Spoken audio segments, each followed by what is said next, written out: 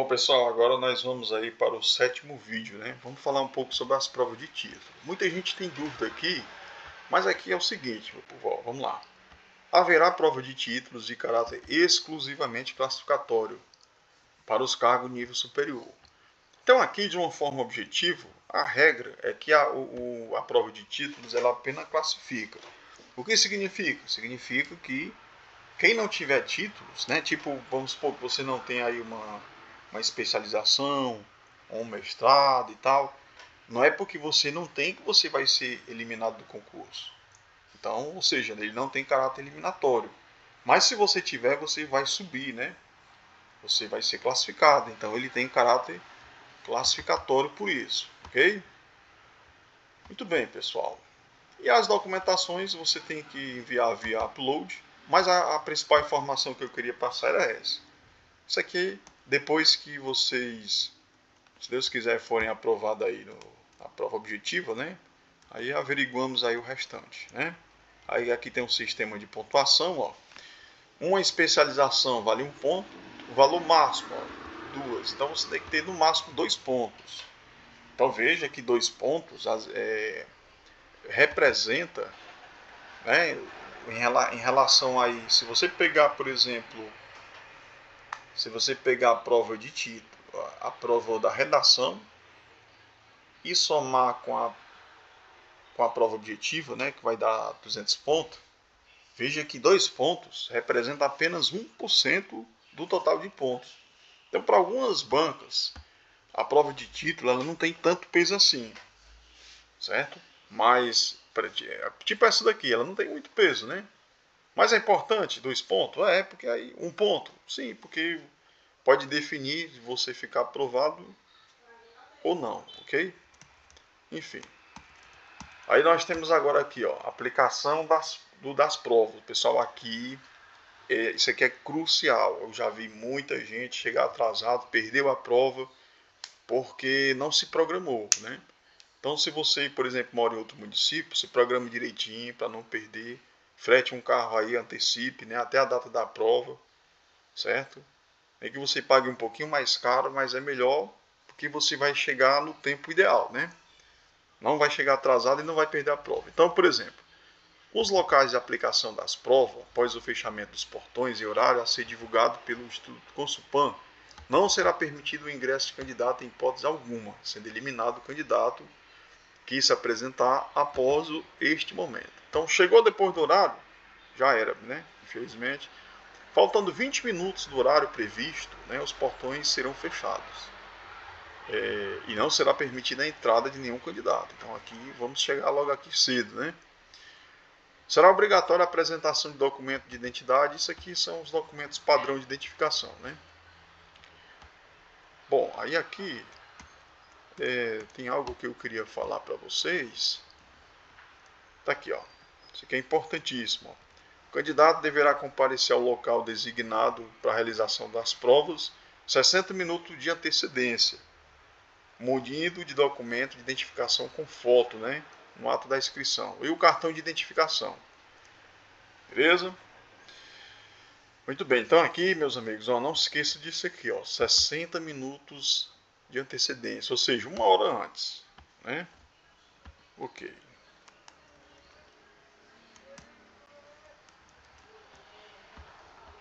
Deixa eu ver aqui se tinha mais algum detalhezinho.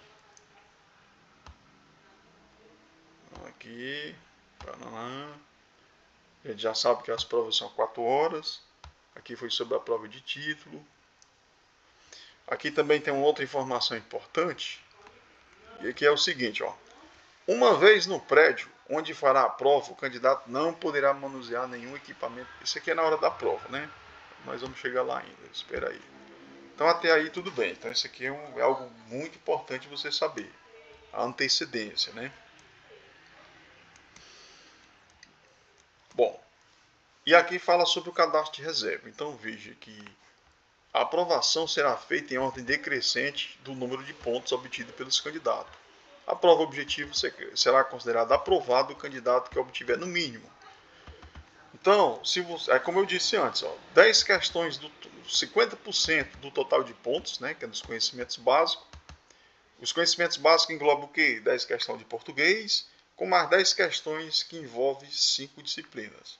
Constitucional, administrativo, raciocínio lógico, informática e conhecimentos do município. Ok?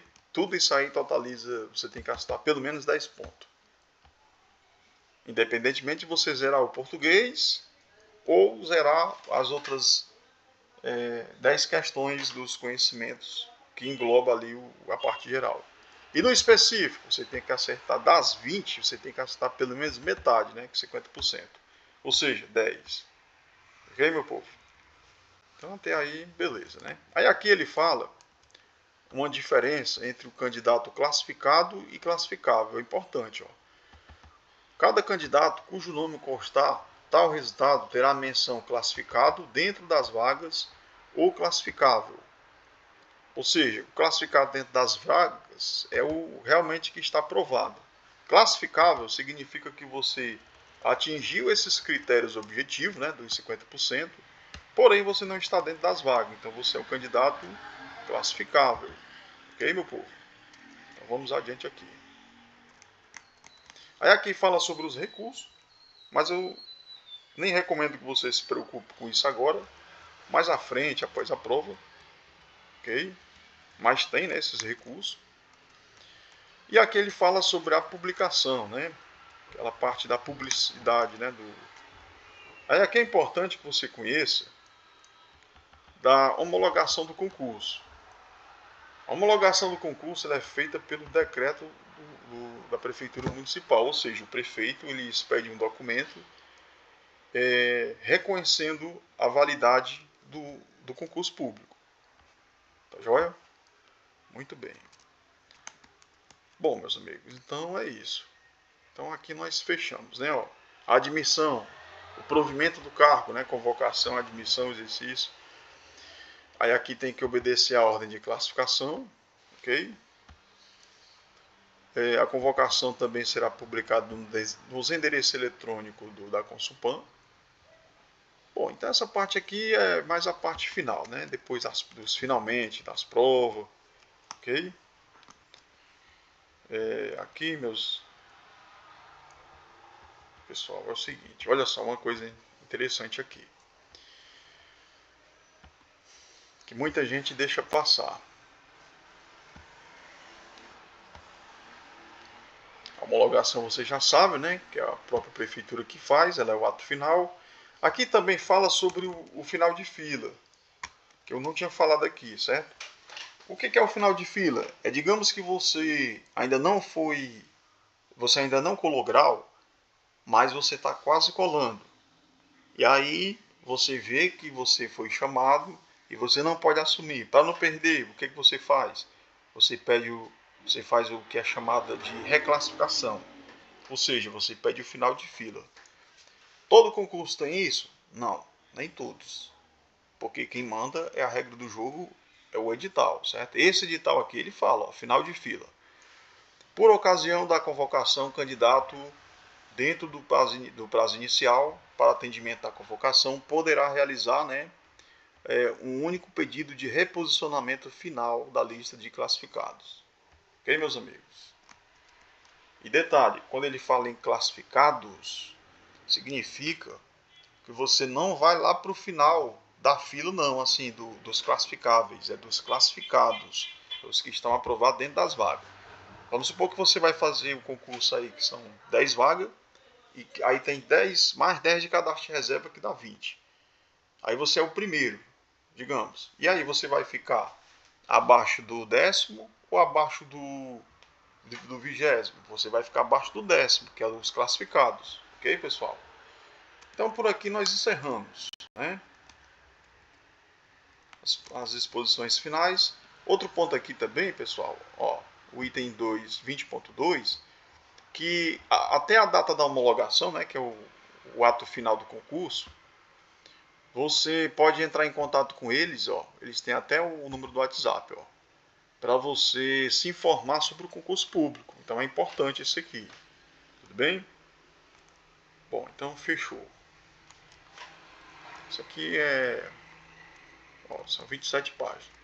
Então é isso, meus amigos. Um abração a todos aí do professor Alexandre Rocha. Fiquem todos com Deus.